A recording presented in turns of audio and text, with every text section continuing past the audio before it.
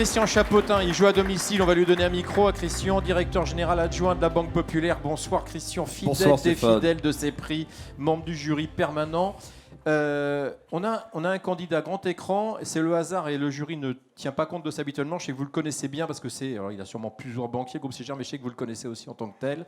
En quoi il incarne, ou en tout cas il représente une image dynamique de ce département de la Charente-Maritime? À la fois une image dynamique et puis aussi il représente, j'allais dire, ce que représentent la plupart des entreprises en Nouvelle-Aquitaine que nous connaissons. Parce que d'abord il y a une histoire, c'est une histoire de 54 ans, incarnée par un homme, Georges Raymond, visionnaire, qui a créé ça. C'est une histoire aussi un peu comme nous d'ancrage territorial, implanté tout le long de la côte ouest, je dirais, avec 71 implantations. C'est une histoire de transmission, et à la Banque Populaire, on adore les accompagner, puisque les deux fils maintenant sont en entreprise. Et puis c'est une histoire, à un moment donné, comme beaucoup d'entreprises, on peut se faire un peu disrupter, ou on peut imaginer qu'on peut être disrupté, le streaming, le vidéo à la demande. Et donc, on recrute un profil extérieur que je qualifierais, pour vous, mais atypique, Jocelyn, si je peux me permettre, parce que vous nous l'expliquerez, pour innover, pour faire de la recherche et développement, avec une seule finalité, éviter la disruption et faire vivre une expérience enchantée aux clients qui vont voir un film. Et en même temps, c'est de l'exportation. Et beaucoup d'entreprises, on ne le dit pas assez, à Nouvelle-Aquitaine exportent. Et ils viennent de vendre une salle de cinéma aux États-Unis. Ça ne sera pas la seule. À Bravo. Hollywood. Merci beaucoup. J'avais dit Christian Chapotin, spécialiste. Et juste avant qu'il se lance, un petit mot pour dire qui est, pour finir la présentation.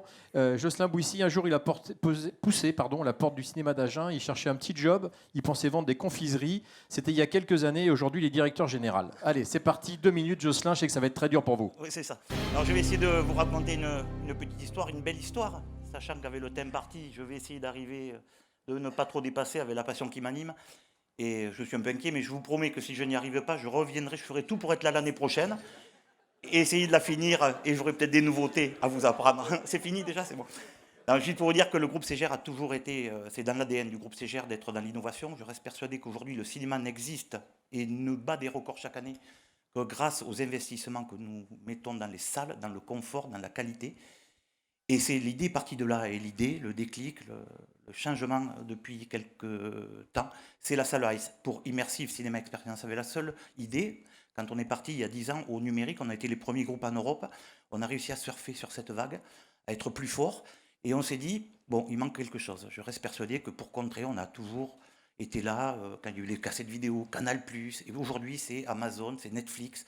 On a toujours des gens qui nous attaquent, et on résiste toujours, et aujourd'hui on n'en a jamais été aussi fort. Donc je reste persuadé, ça va vite, je reste persuadé que donc en inventant une salle premium, sans créer forcément un cinéma de vitesse, on allait aider à ce que le cinéma perdure et soit toujours aussi fort. On est arrivé avec une idée. Un jour, je suis allé à Las Vegas, il y a plus de 3 ans, et j'ai croisé, dans un village de tente, dans un hôtel, quelqu'un de Philips qui essayait de démarcher et des groupes pour des panneaux luminotextiles. Il y avait juste une démonstration sur un écran de télé, et c'était des panneaux luminotextiles. Je ne comprenais pas, je me retourne, je vois un concurrent passer, et je dis, qu'est-ce qu'il fait là? Il me dit, il vient juste après vous. J'ai dit, je ne sais pas ce que je vais faire de vos panneaux, mais vous me les réservez. Et l'idée est partie de là, je suis rentré, je suis allé à Eindhoven, j'ai vu IMAX, les concurrents, Dolby, et là je me suis dit, alors on arrête tout, ils vont nous bouffer notre marge, on va l'inventer nous-mêmes, on n'est pas plus con qu'eux. Et puis on est arrivé, on a dessiné le fauteuil, on a créé cette salle, on en a créé une salle premium. Il a fallu après, c'est la poule et l'œuf, hein. Il y a une salle, il n'y a pas de contenu, il n'y a pas de contenu, il n'y a pas de salle. Donc il a fallu créer les salles en premier. Et on a donc créé les salles, je finis juste, on finit les salles, on investit, et puis là on se rend compte que en fait, quand il n'y a pas de blockbuster, ça ne marche pas trop. Donc j'ai dit j'arrête un soir en me couchant, puis je me suis levé, j'ai dit j'en fais 5 demain. Et j'en ai fait 5. Grâce à ça, j'ai convaincu Luc Besson de passer son film Valérian.